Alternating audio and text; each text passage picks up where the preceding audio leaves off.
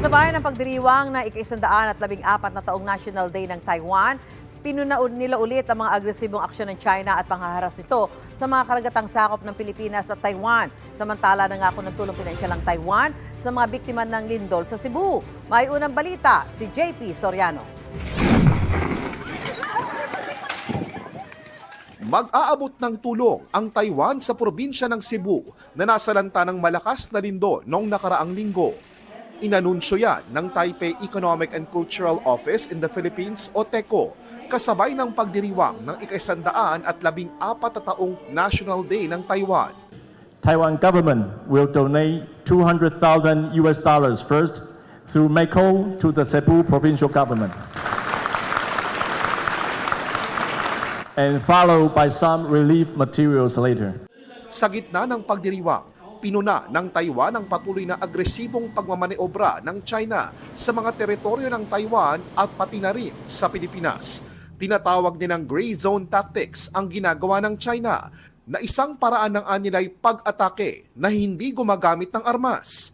Sa halip ay pagpapakalat daw ng maling impormasyon at pagbabago ng kwento ng kasaysayan.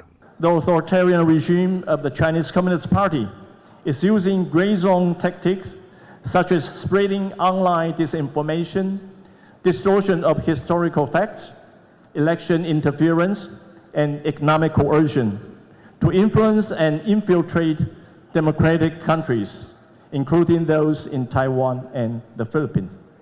Inaangkin ng China ang halos buong South China Sea, kabilang na ang West Philippine Sea, at ang mga bahaging nasa loob ng exclusive economic zone ng Pilipinas dahil bahagi raw ito ng 9-dash line historical map ng China.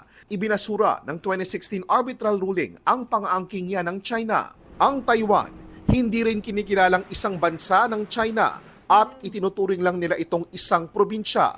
Muling giit ng TECO. In its attempt to erase the objective reality that the Republic of China Taiwan is a sovereign country and to terminate Taiwan's pursuit of its legitimate right to participate in the UN system. Wala pang tugon ang Chinese Embassy sa Pilipinas kaugnay sa pahayag ng TECO. Ang Malacanang at ang Department of Foreign Affairs dati nang sinabi na patuloy na sinusunod ng gobyerno ng Pilipinas ang One China Policy o iisang China lang ang kikilalanin.